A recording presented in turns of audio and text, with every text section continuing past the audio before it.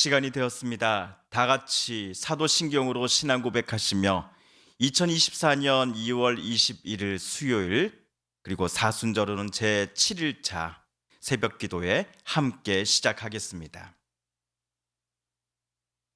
나는 전능하신 아버지 하나님 천지의 창조주를 믿습니다. 나는 그의 유일하신 아들 우리 주 예수 그리스도를 믿습니다.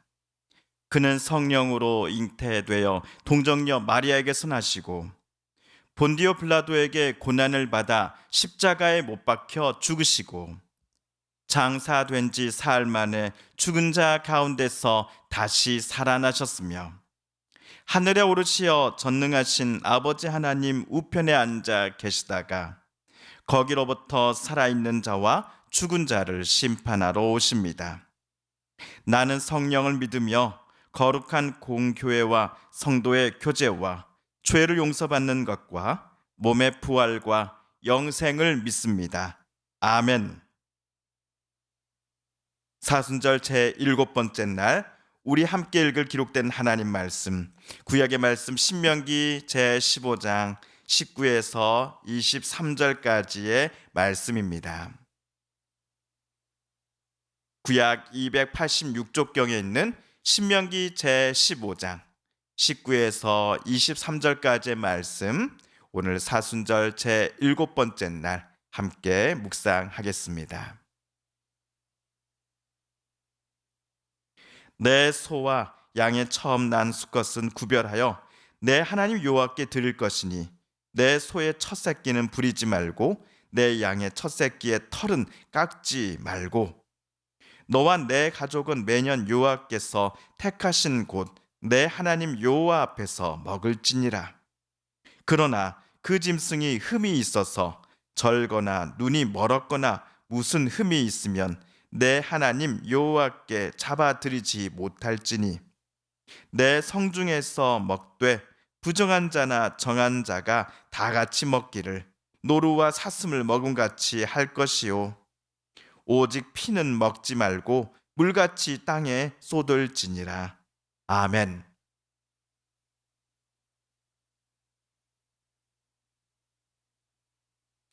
어제 모세는 이스라엘 백성들이 가나안 땅에 들어가게 되면 키우는 가축들 중에 처음 난 수컷들은 반드시 하나님께 바쳐야 한다라고 지시하였습니다. 이는 이스라엘 백성들이 40년 전 이집트 땅을 나오기 직전에 있었던 큰 사건과 연관이 깊습니다.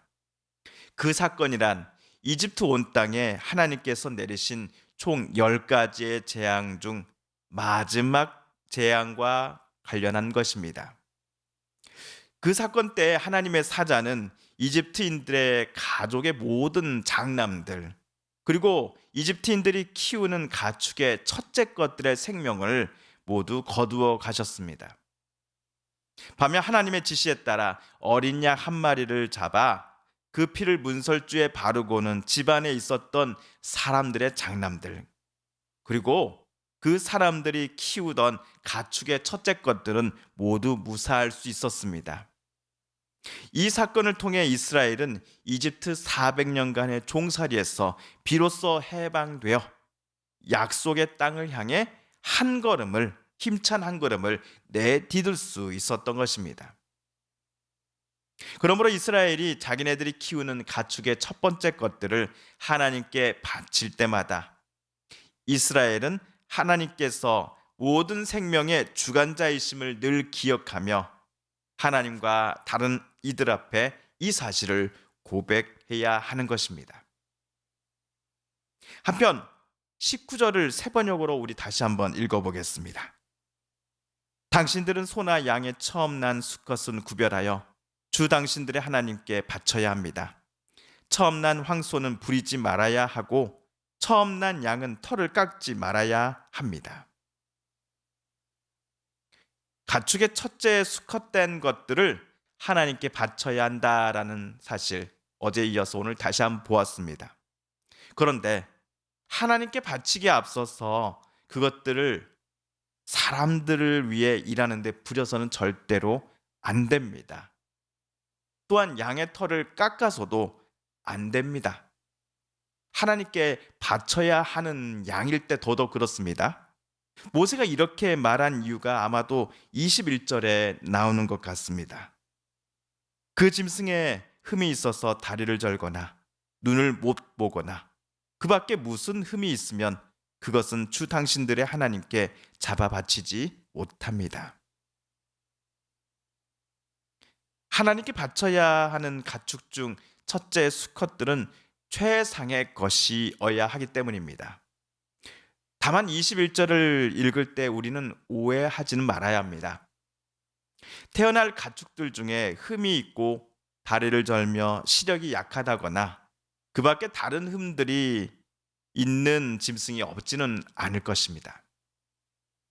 21절은 이 짐승들의 생명의 가치를 하나님께서 가볍게 생각하신다라고 하는 의미로 모세가 말한 것이 절대로 아니기 때문입니다. 대신 다음과 같은 상황을 모세는 염두에 두고 있었습니다. 어떠한 상황인가 하면 누군가가 하나님께 가축을 올려드려야지 라고 말은 했으면서 정작 자기가 키우는 가축들 중에 최고의 품질을 가진 가축들은 따로 자기 창고에 넣어두고 나머지 가축들 중에 하나를 하나님께 바치고자 하는 경우를 가리킵니다. 그가 바치는 제물을 하나님께서 기뻐 받으실까요? 또한 그러한 제물을 바치고자 하나님께 나온 이 사람을 하나님께서 기뻐하실까요? 여기서 우리 창세기 4장 4절과 5절을 찾아 함께 읽어보겠습니다. 시작. 아벨은 자기도 양의 첫 새끼와 그 기름으로 드렸더니 여호와께서 아벨과 그의 제물은 받으셨으나 가인과 그의 제물은 받지 아니하신지라. 가인이 몹시 분하여 안색이 변하니. 4절과 5절을 요약해 보면 여호와께서 아벨과 그의 제물을 받으셨으나 가인과 그의 제물은 하나님께서 받지 아니하셨다가 될 것입니다. 하나님은 제물만이 아니라 그 제물을 바치고 드린 사람도 함께 받으셨다라는 것은 무엇을 의미할까요? 얼마나 비싼 제물을, 얼마나 큰 액수의 헌금을 하나님께 드렸는지가 중요한 것이 아니라 하나님께 제물을 바치고자 나온 사람의 그 마음을 하나님께서 중요시 여기고 계신다라는 의미일 것입니다. 이러한 해석은 오늘 본문 신명기 본문에서도 마찬가지로 적용될 것입니다.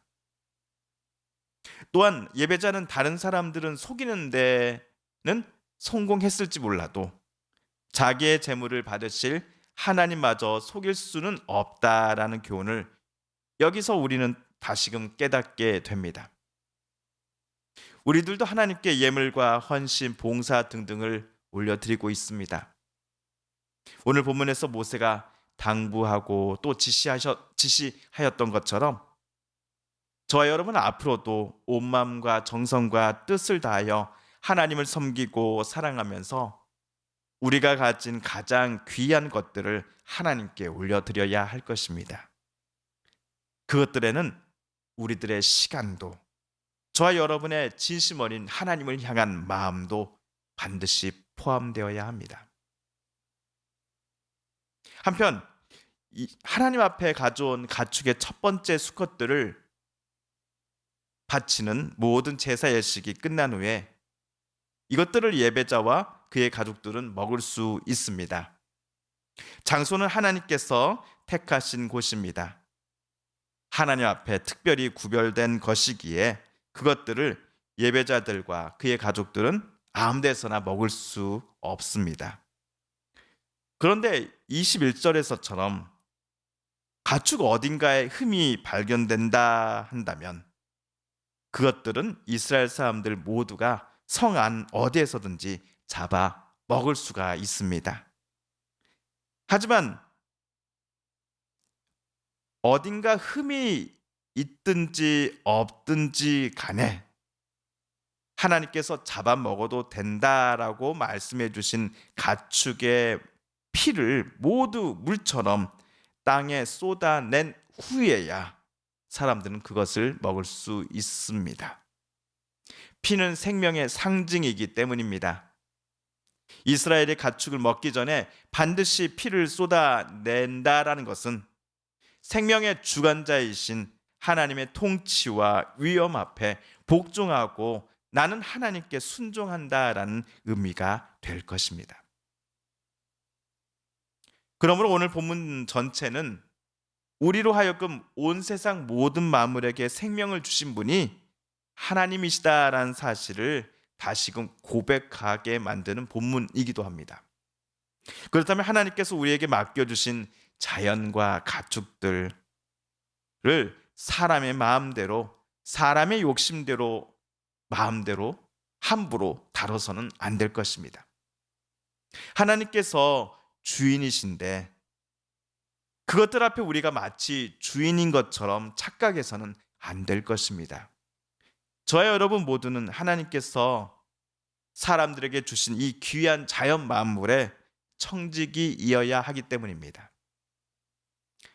이러한 마음으로 우리 사순절 탄소금식 캠페인 책자 사순절 제7번째 날 유인물을 저와 여러분 함께 읽어보겠습니다. 탄소금식 40일의 여정 제7일차 적정한 실내 온도 유지하기. 로마서 10장 2절 말씀입니다. 내가 증언하노니 그들이 하나님께 열심히 있으나 올바른 지식을 따른 것이 아니니라. 아멘. 지구상 생물들이 살기 좋은 온도는 얼마일까요? 실내와 실외의 온도차는 얼마가 적정할까요? 여름철, 겨울철 실내 온도를 1도만 높이거나 낮추는 것만으로도 창조 세계를 돌볼 수 있습니다. 실내 온도 조절이 가능한 시스템을 구축하면 더 좋을 것입니다.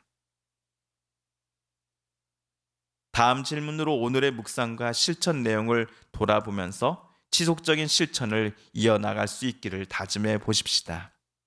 기도 제목 1. 탄소 금식을 하면서 특별히 마음에 와닿거나 남는 것은 무엇입니까? 기도 제목 2. 파괴되어 가는 창조 세계에서 특별히 회복되기 원하는 영역은 무엇이고 이를 위해 내가 할 수 있는 일은 무엇입니까? 기도 제목 3. 창조 세계의 온전한 회복을 위해 함께 할 수 있는 이들은 누구이며 그들과 함께 나는 어떤 노력을 할 수 있습니까? 주님께서 가르쳐 주신 기도를 드리며 사순절 제7번째 날 신명기 말씀 묵상 제62번째 시간을 모두 마칩니다. 하늘에 계신 우리 아버지, 아버지의 이름을 거룩하게 하시며 아버지의 나라가 오게 하시며 아버지의 뜻이 하늘에서와 같이 땅에서도 이루어지게 하소서. 오늘 우리에게 일용할 양식을 주시고 우리가 우리에게 잘못한 사람을 용서하여 준 것 같이 우리 죄를 용서하여 주시고 우리를 시험에 빠지지 않게 하시고 악에서 구하소서. 나라와 권능과 영광이 영원히 아버지의 것입니다. 아멘. 사랑하는 성도 여러분, 성삼위 하나님께서 오늘 신명기 말씀 묵상과 또 탄소 금식 캠페인 말씀 묵상 중에 우리에게 들려주신 하나님의 음성 그리고 뜻을 다시금 떠올려 보고 싶습니다. 오늘 말씀 묵상 중에 우리가 깨닫고 다짐한 바대로 우리 정말 그렇게 살아가게 해달라고 이 시간 하나님 앞에 기도드리길 원합니다. 우리 성도들과 가족분들 또한 이웃분들 중에 하나님의 고쳐주심 또 치료하여 주심을 놓고 간절히 기도하는 분들이 계십니다.